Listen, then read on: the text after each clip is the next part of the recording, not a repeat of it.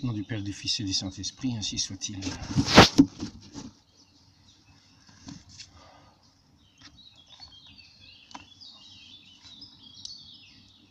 Évangile de Jésus-Christ selon saint Jean. Nicodème, il y avait un pharisien nommé Nicodème. C'était un notable parmi les Juifs. Il vint trouver Jésus pendant la nuit. Il lui dit, « Rabbi, nous le savons bien, c'est de la part de Dieu que tu es venu nous instruire. »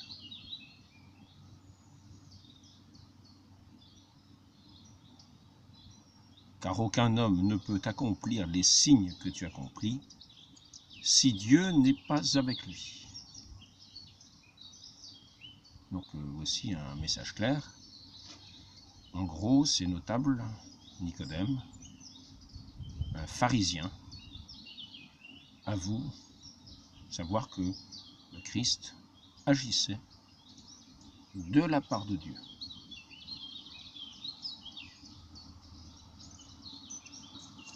Attention, la lame, si vous ne la connaissez pas, elle a pas mal à l'âme. Mais par contre, elle veut jouer à la balle. À l'âme, veut jouer à la balle. Hop.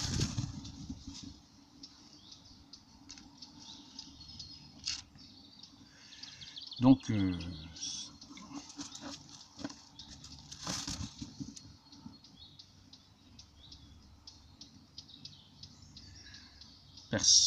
alors après ça, la question suivante, c'est sur le baptême. C'est sur le baptême.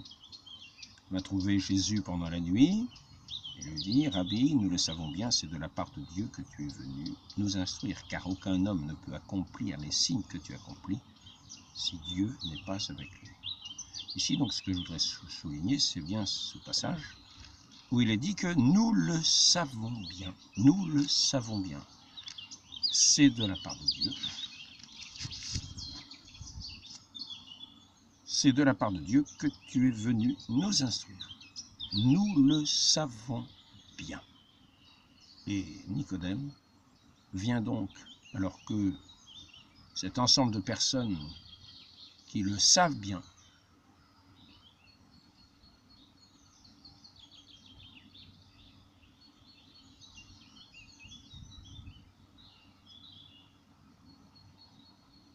ne permettrait pas que Nicodème vienne de jour reconnaître que le Christ est l'envoyé de Dieu, l'envoyé du Père. C'est pour cela qu'il vient de nuit. Parce que ceux qui le savent bien, ils ne veulent pas que nous sachions qu'ils le savent. Donc, c'est agir par ce que notre Seigneur appelait hypocrisie. Par hypocrisie. Nous entendons souvent notre Seigneur qui dit « hypocrite ». Hypocrite. Vous savez bien charger le peuple de vous-même, vous ne bougez pas le moindre petit doigt, ou bien des choses, faites payer le fenouil, le cumin, enfin vous... Hypocrite, hypocrite. Et donc, c'est une invitation dans cet entretien, éviter cette hypocrisie. Ici, nous voyons Nicodème, il vient s'entretenir avec le Christ, et le Christ va lui dire que nul ne peut comprendre les choses du royaume, entrer dans le royaume des cieux, à moins de renaître. À moins de renaître. Et nous allons encore souligner une chose intéressante. Moi, je cherche la page. 25. Il y en a des pages à tourner. L'octave de Pâques. Deuxième dimanche de Pâques. Donc, nous allons y arriver le lundi. C'est aujourd'hui. Voilà. Donc, l'évangile de Nicodème. L'évangile pas de Nicodème, l'évangile selon saint Jean. Ici, c'est de la part de Dieu que Dieu nous assure qu'aucun homme ne peut accomplir ces signes que tu accomplis si Dieu n'est pas avec lui. Jésus lui dit, je te le répondis, Amen, Amen, je te le dis, personne à moins de renaître ne peut voir le règne de Dieu. Nicodème lui répliqua, comment est-ce possible de naître quand on est déjà vieux? Jésus leur répondit, Amen, Amen, je te le dis, personne à moins de naître de l'eau et de l'esprit ne peut entrer dans le royaume de Dieu. Mais il s'agit ici du baptême, l'eau du baptême. Puisque l'Église a toujours enseigné, toujours compris et enseigné. Ce qui est né de la chair n'est que chair. Ce qui est né de l'esprit est esprit. Là, c'est une chose assez étonnante, assez remarquable. Ce qui est né de l'esprit. C'est une chose assez étonnante quand on y prête attention. Il y a des choses qui naissent de l'esprit.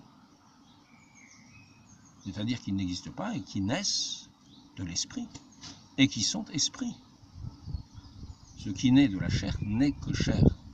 Ce qui naît de l'esprit est esprit. Donc nous avons, nous, une véritable naissance spirituelle au baptême. C'est ainsi que nous sommes pas seulement introduits, mais nous naissons à ce royaume de Dieu, ce règne de Dieu qui est un règne spirituel.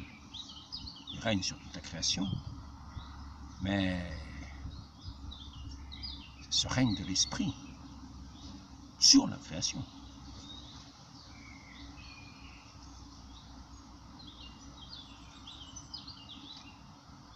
C'est la vie de l'esprit. Et donc, je voulais souligner aussi ce point-là. Deux points à souligner dans cet évangile que je voudrais souligner en particulier. L'aveu de Nicodème qu'il sait et qu'ils savent que cet ensemble dont Nicodème fait partie, qui seront peut-être au tribunal, qui sont peut-être les grands maîtres, les grands prêtres, les grands maîtres, les grands maîtres de la religion, parce que c'est quand même ici ce qui est dit.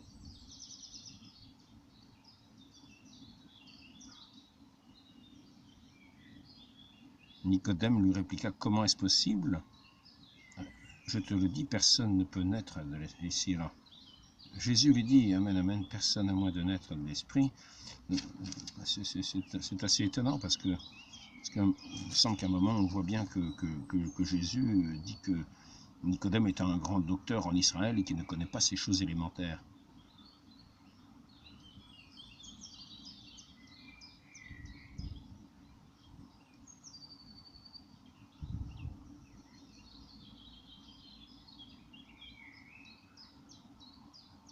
Il y a peut-être un passage qui est coupé, c'est assez étonnant parce qu'il m'avait semblé l'avoir lu ailleurs.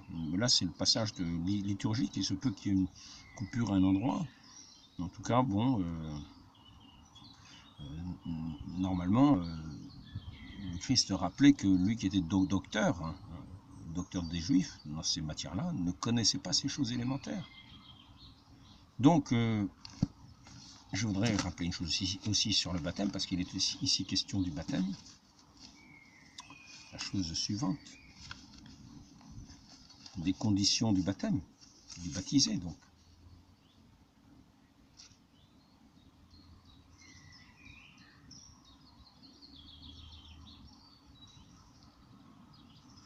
Les conditions pour recevoir ce baptême. Alors, où est-ce que j'ai mis ça, moi? Pas ça. Je l'ai préparé pourtant. Je prépare des choses. Et donc, une des conditions, c'est qu'il faut avoir vraiment le désir de renoncer à ses péchés. À ces mauvais, pas ces mauvais penchants qu'on peut garder, mais se renoncer. Les inclinations, elles peuvent très bien perdurer. Inclinations mal, mais par contre, il ne faut pas tomber dans ces péchés. Qui seraient, d'une certaine manière, poussés par ces inclinations mal. Il faut avoir une inclination, une faiblesse dans un domaine particulier, moral, du point de vue de l'argent, du point de vue de tout ce qu'on veut, du point de vue de la gourmandise, mais il faut savoir réfréner ce mauvais penchant de façon à ne pas pécher. Là, il faut prendre des résolutions fermes, résolutions qui sont fondées sur la force de notre foi. Si nous sommes forts dans la foi, dans le Christ ressuscité, que nous attendons notre résurrection des morts, que nous savons qu'ici-bas, toutes ces choses devront être comme morts à ce monde, eh bien nous allons avoir cette force, quand nous prenons la résolution, pour renoncer au péché. Nous n'allons pas considérer que le péché est une fatalité et que nous allons tomber dedans. Non, ce n'est pas une fatalité. Le péché pourra montrer peut-être la faiblesse de notre foi. Ce qui est vainqueur du monde, c'est notre foi. Donc, faisons des actes de foi. Faisons des actes de foi. Lorsque nous prions, ne prions pas à la légère. Simplement, n'envoyons pas des paroles en l'air avec la rapidité de l'éclair, la rapidité d'une machine à mouliner. Mais entrons dans ce mystère, que cette entrée dans ce mystère soit vraiment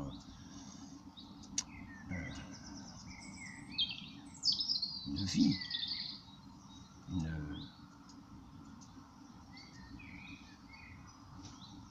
une considération, une entrée dans ces mystères que par ces actes de foi que nous faisons, nous considérons les réalités devant lesquelles nous sommes établis dans cette foi, les réalités célestes.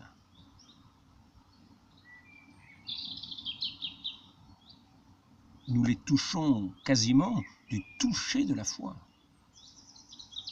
Et lorsque nous faisons ces actes de foi pour entrer dans ces réalités qui sont les plus incroyables, c'est pour cela qu'il nous faut faire des actes de foi.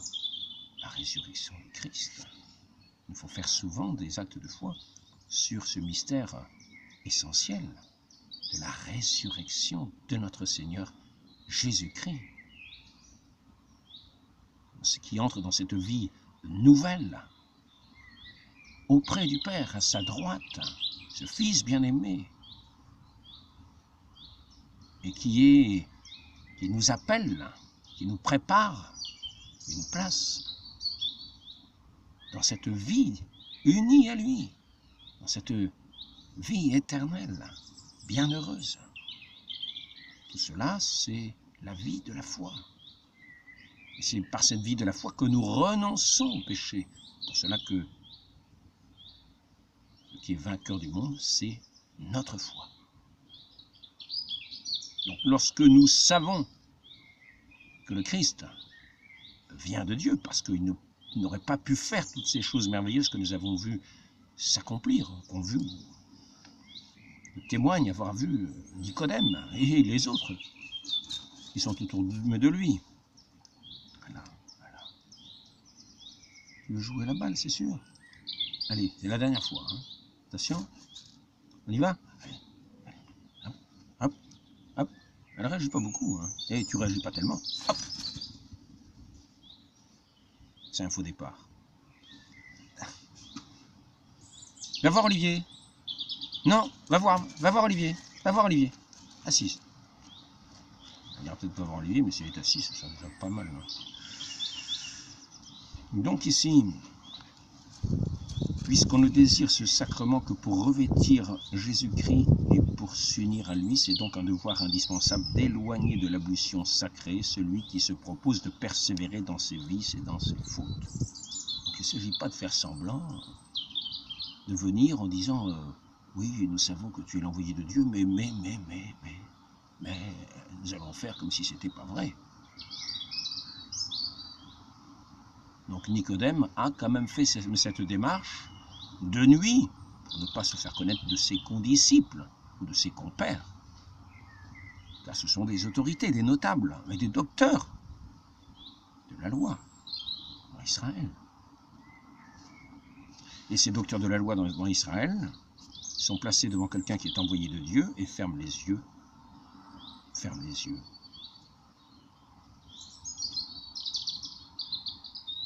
devant cette évidence, devant celui qui devrait être une autorité reconnue, notre Seigneur Jésus-Christ, de par ses miracles, de par ses paroles, celui qui est l'envoyé de Dieu, ceux qui font profession de servir Dieu et d'être des docteurs de la loi, devraient être à son écoute en premier, devraient être les premiers de ses disciples, et devraient conformer leur vie à ses enseignements. Eux qui sont les docteurs, ils auraient peut-être à apprendre encore, car s'ils sont docteurs, c'est qu'ils sont sur ce chemin d'apprentissage. Ils sont toujours des hommes de prière, des hommes de lecture, des hommes qui s'instruisent. Et là, ils auraient directement l'envoyé de Dieu, et ils vont aller le faire crucifier, alors qu'ils savent qu'il est envoyé de Dieu. Et nous, par nos péchés, nous allons envoyer notre Seigneur crucifié pour continuer nos vies de péché. Nous sommes à la place de ces docteurs. Nous savons qu'il est l'envoyé de Dieu. Nous savons, oui, il a une grande place, bien sûr, bien sûr, bien sûr, mais nous continuons nos œuvres de mort. Nous n'allons pas aller à sa suite, nous allons au contraire peut-être l'empêcher d'agir. Nous allons faire en sorte qu'il n'agisse pas pour nous perturber notre ordre de vie, notre morale à nous, notre établissement, on pourrait dire comme une mafia. Car lorsque nous avons notre morale à nous, nos lois à nous, alors que nous savons que ces lois sont juste à notre intérêt, on n'est pas loin de s'installer, non plus dans un ordre de justice, mais plutôt dans un ordre qui ressemblerait à celui de la mafia.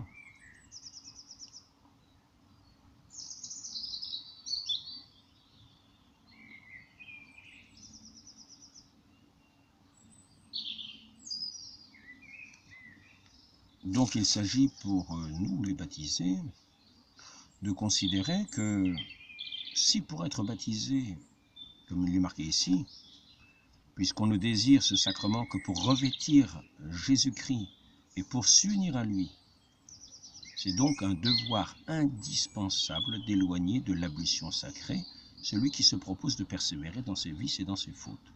Et là, je veux en arriver à la vie quotidienne du chrétien, de ceux qui sont baptisés et qui vivent dans des gens de manière à ne pas être même dignes du baptême, qui foulent au pied le baptême tous les jours, et qui ne sont pas dignes, même par leur attitude, d'être baptisés, puisqu'on les refuserait au baptême, puisqu'ils ne renoncent pas à leur vie de péché. Incognito, ils savent bien les choses, les réalités de la foi, mais ils sont sur la pente de ceux qui ne veulent pas entendre pour pouvoir continuer leur vie de péché, qui ne veulent pas écouter pour ne pas avoir à changer. Ils veulent persévérer sur leur pente mauvaise. Et donc ceux-là ne devraient pas avoir accès au baptême. Et malheureusement, nous entendons des gens pour qui on dit oui, bien sûr, le Christ a pour nous une grande importance, mais nous n'écoutons pas trop ce qu'il nous dit, parce que j'ai une petite amie, parce que j'ai un pendule, parce que je vais faire des petites choses qui sont dans tous les sens, alors que le Christ est véritablement le Fils unique de Dieu, le Verbe éternel, de qui nous devrions suivre les enseignements, les écouter, les prendre au sérieux, et non pas continuer sur nos pentes misérables. Qu'allons-nous chercher avec des pendules? Qu'allons-nous chercher avec des jeux de cartes divinatoires? Qu'allons-nous chercher avec des sagesses de ce monde, quand nous savons que nous avons l'envoyé de Dieu, le Fils unique de Dieu, qui est mort, qui est passé par la mort,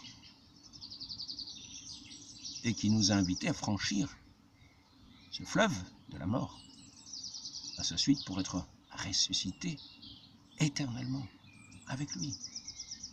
Et là, je voudrais reprendre cet hymne, c'est celui que je prends moi tous les matins. C'est un ancien hymne, il est traduit en français. C'est celui que je prends tous les matins, même à tous les offices en fait. Enfin, quand je dis tous les offices, lecture, l'aude et vêpres. Je ne le prends pas aux offices du milieu du jour ni des complis. Je trouve qu'il est assez parlant. L'agneau nous convie à sa table, vêtu de blanc par son salut.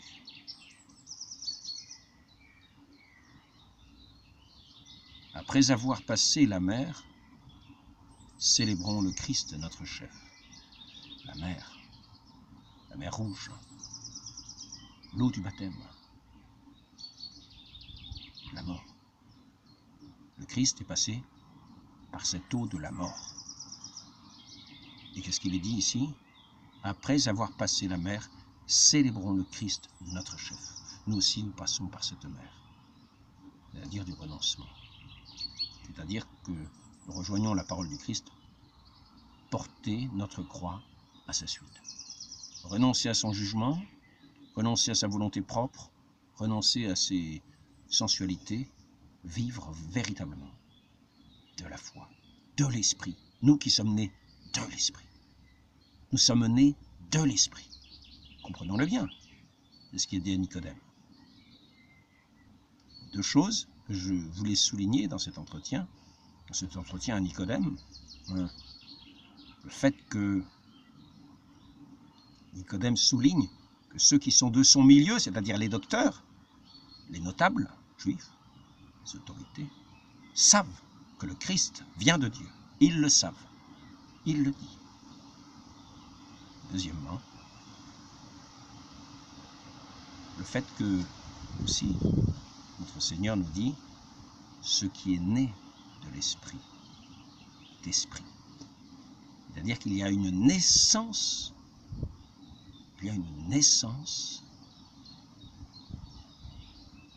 spirituelle. Cette chose, quand on la considère, paraît extraordinaire. Quelque chose qui n'est pas va devenir esprit, parce qu'il est né de l'esprit. Quelque chose qui n'est pas va devenir esprit. Et esprit, c'est pas n'importe quoi. C'est l'esprit de Dieu. L'esprit de Dieu, l'esprit d'amour. Il naît de l'Esprit Saint, nous naissons de l'Esprit Saint. Nous sommes héritiers du Père, faits co-héritiers du Christ, dans le Christ. Par cette adoption filiale, dans la foi en Christ. Nous qui sommes morts, qui avons passé cette mer, qui avons été blanchis de tous nos péchés, l'agneau, c'est